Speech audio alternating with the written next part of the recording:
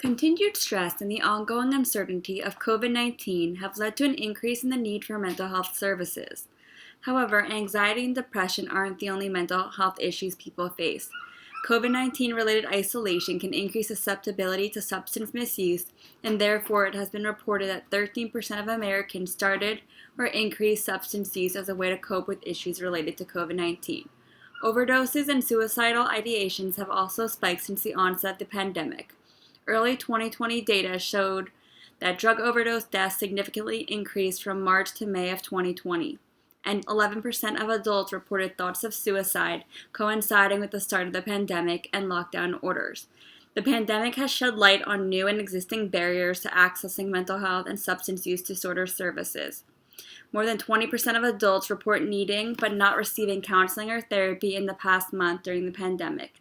Limited access to mental health care and substance use treatment is also directly related to the current shortage of mental health professionals, which the pandemic has also exacerbated. An estimated 45% of individuals with an alcohol use disorder and 72% of individuals with a drug use disorder had at least one co-occurring psychiatric disorder. The COVID-19 pandemic exacerbated mental health and substance use. In particular, during the COVID pandemic, young adults are more likely to report anxiety and or depressive disorder, 56%, compared to all adults. The COVID-19 pandemic has also placed even more strain on communities of color and exemplified the increased disparities in healthcare that these communities are facing.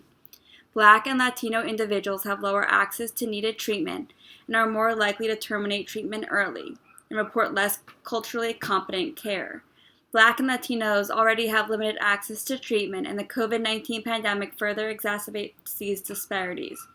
While they have similar rates of opioid misuse as the general public, in recent years, Blacks have experienced the greatest increase in rates for overdose deaths from non-methadone synthetic opioids. Black and Latino communities with mental health illness and substance use are also more likely to be homeless and incarcerated than the general public, also putting them at an increase for COVID-19. There have been multiple stressors and challenges related to the COVID-19 pandemic, including loss of jobs, illness, food instability, and financial instability. This has led people to have difficulties coping with the new reality of living through a pandemic, and not everyone is able to manage without support, which has also contributed to the increase in mental illness and substance use. The Substance Abuse Prevention and Treatment Block Grant Program allows states and territories to plan, implement, and evaluate activities to prevent and treat substance use disorder.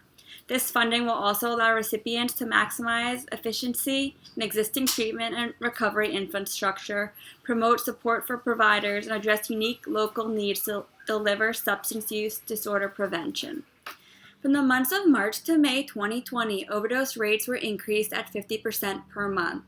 As a result, 2020 is expected to be the highest record of overdose deaths. Because mental health and substance use disorders often co-occur, it is essential now more than ever that there is an action and plan to support individuals who are struggling with this. As data shows, a steady increase in both mental health symptoms and substance use continues to grow. If these rates remain without appropriate support, resources, and interventions, it will most certainly lead to a higher record of deaths due to overdose in the year to come. Several temporary changes to opioid treatment program regulations came into effect during the COVID emergency. SAMHSA has allowed for telehealth rather than in-person evaluations for people receiving opioid substitution treatment, and has allowed for take-home medication rather than daily in-person administration.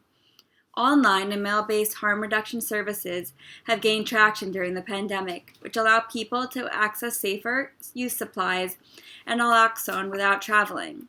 Both of these interventions also reduce the burden on essential workers who provide these services. Additionally, to mitigate the risk of overdose for people using drugs in isolation, New York State launched a Never Use Alone hotline. People who are using drugs can call in, and a volunteer will ensure they remain responsive and call emergency services if needed. SAMHSA should listen to the recommendations of advocates and people who use drugs and make the changes to opioid substitution treatment permanent, rather than an emergency response. This will allow more people to consistently access mental health and substance use care. Data from successful implementation of lower threshold OSD treatment during the pandemic could bolster the political feasibility of mobile and pharmacy or PCP-based methadone and Suboxone access. Mail-based harm reduction services currently operate in a legally gray area, but policy change to clarify the legality would increase access to the cost-saving, accessible form of healthcare. In addition to support hotlines, states should legalize and fund supervised consumption sites, which will prevent overdose and infectious disease and reconnect people who have been isolated during the pandemic to supportive services. Another key policy tool available is Medicaid expansion, which has been associated with a wide range of positive insurance coverage, treatment access, and mortality outcomes for substance use patients. America's historically high level of depression, anxiety, substance use, and suicidal ideations have worsened since the onset of the COVID-19 pandemic, which has received much needed attention from congressional leaders, and yet more needs to be done. COVID-19 has affected us all, both personally and professionally. The growing awareness of the toll this pandemic has taken on the mental health of Americans and the country suggests that community members, the public, politicians, educators, and healthcare providers need to join and support social workers in their fight to address mental health and substance use concerns that are arising as a result of this public health crisis. The effects of COVID-19 will remain long after the virus is gone, and social workers will continue to help people navigate the various life shifts brought on by the pandemic.